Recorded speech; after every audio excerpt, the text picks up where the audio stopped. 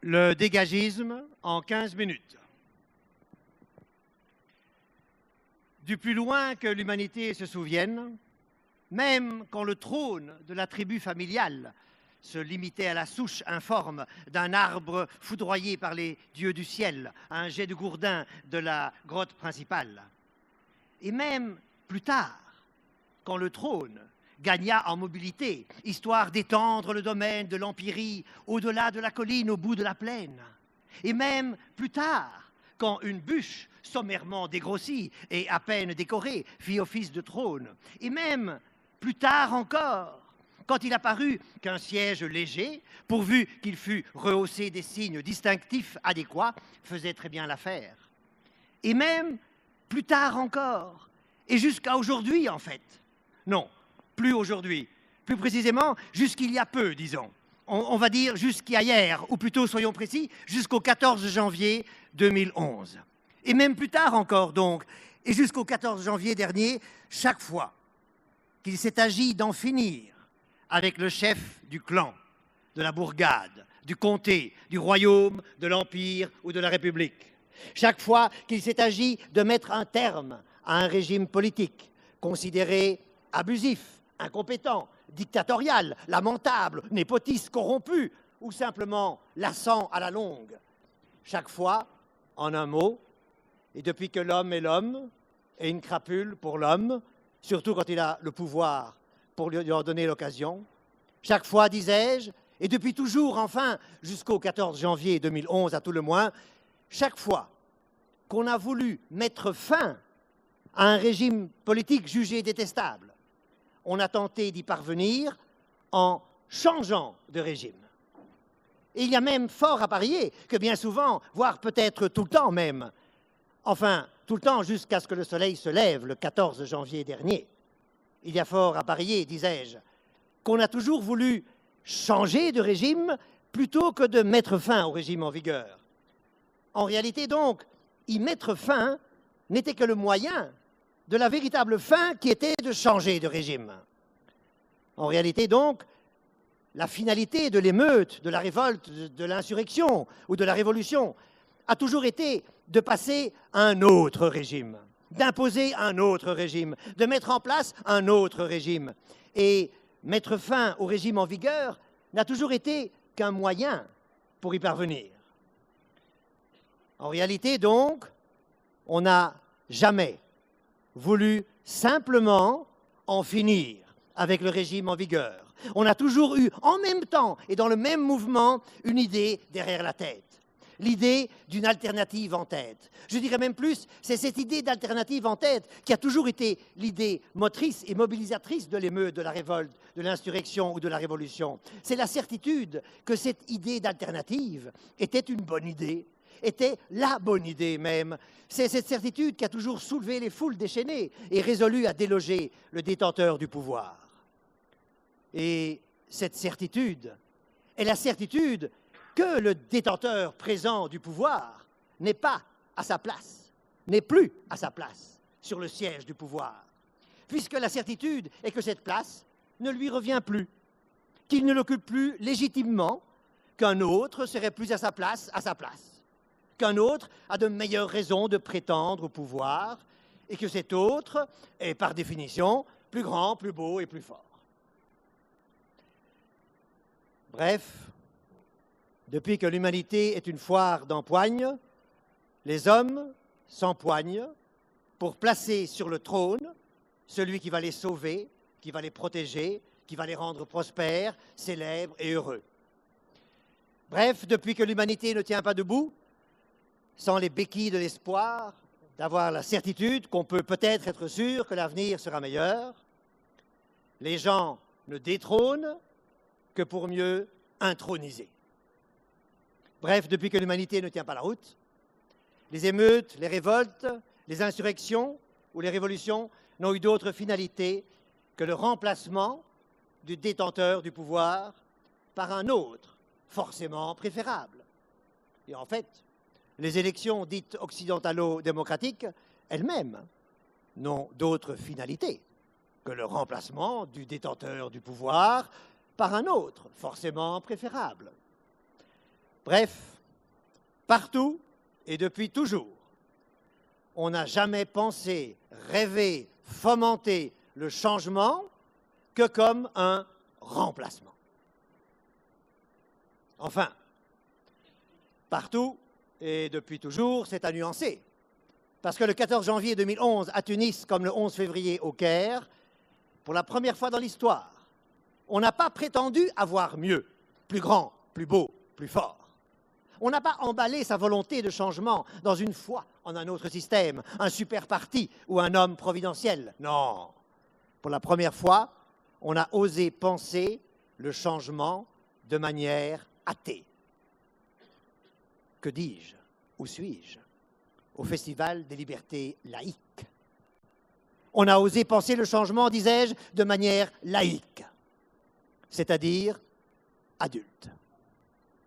Car qu'est-ce qu'un adulte? Sinon celui qui est revenu de toutes ses illusions d'enfant, de tous ses rêves d'enfant, de paradis sur terre, de solutions miracles.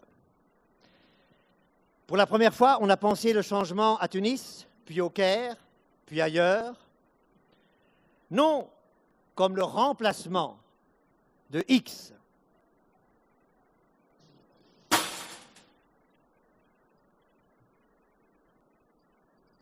par Y.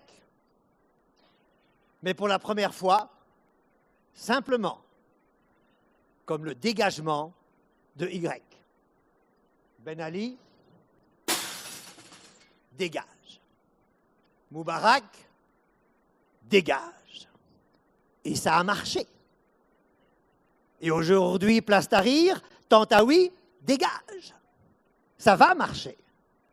On l'espère. Et c'est ça, la nouvelle utopie. On m'a bien dit en coulisses que je ne remporterai pas ce concours d'éloquence sans glisser le mot utopie. Voilà, maintenant c'est fait. C'est ça, la nouvelle utopie. Le dégagement, ça marche. La libération du pouvoir, plutôt que la conquête, la prise ou l'appropriation du pouvoir, ça marche. Et c'est terriblement intéressant, nouveau, stimulant, émancipatoire et oxygénant. Oui, oxygénant, c'est le mot. Pour la première fois, on n'a pas la vue bouchée par une paire de fesses, fussent-elles nouvelles, voire providentielles. Pour la première fois, on n'a pas le cerveau bouché par le cul, la tronche ou le discours du détenteur passé, présent ou futur du pouvoir.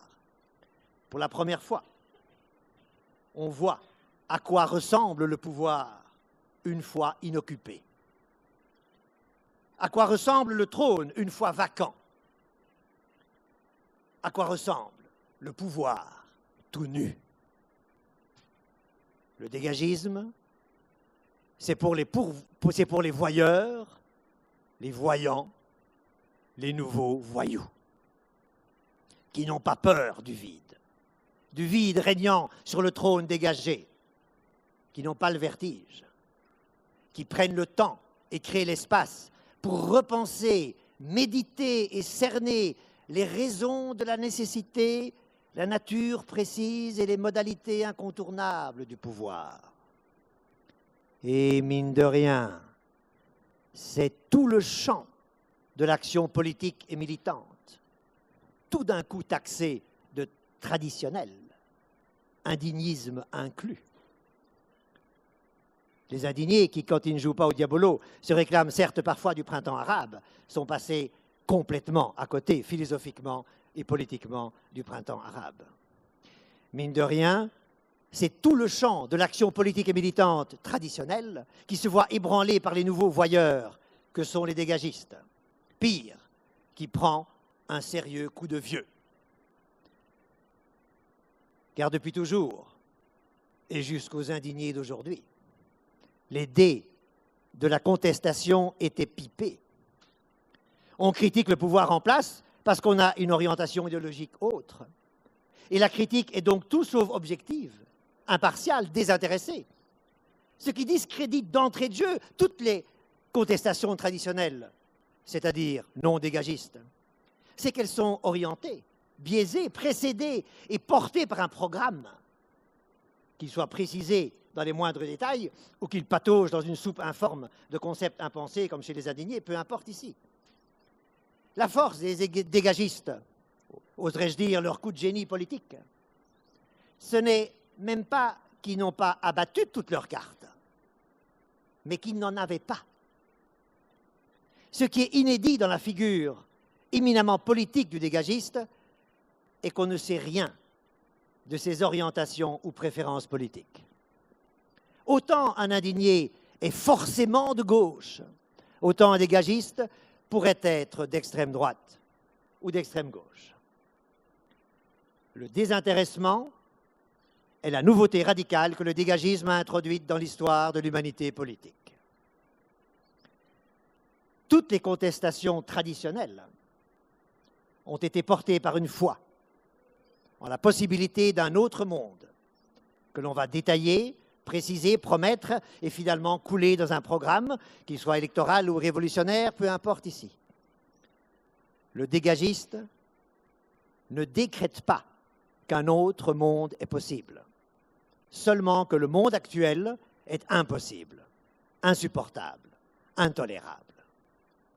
Le dégagiste n'annonce pas l'imminence probable d'un monde meilleur, seulement la fin possible de l'impossible monde actuel. Mais pourquoi le dégagiste ne rêve-t-il pas, demandera-t-on? Serait-il dépressif? Que du contraire, rassurez-vous. Le dégagiste s'interdit de rêver parce qu'il est proto-démocrate. Et le proto-démocrate, c'est l'homme du lendemain de la veille. C'est l'homme à la gueule de bois qui s'est saoulé depuis la nuit des temps de l'humanité à toutes les formes comprises les régimes étiquetés démocratiques et qui s'est promis un beau jour qu'on ne l'y prendra plus, qu'il ne s'emballera plus pour des mirages, qu'il gardera la tête froide, qu'il sera désormais sobre. La sobriété est la nouveauté radicale que le dégagisme a introduite dans l'histoire de l'humanité politique. Le proto-démocrate dégagiste n'est pas un dépressif parce que si le dégagisme est le degré zéro de l'espoir candide, de l'espoir pour l'espoir, parce qu'espérer, ça fait du bien par où ça passe, c'est le degré optimal de la joie de ne plus jamais se faire berner, bercer d'illusions, mener en bateau. La vigilance est la nouveauté radicale que le dégagisme a introduite dans l'histoire de l'humanité politique. Je vous remercie.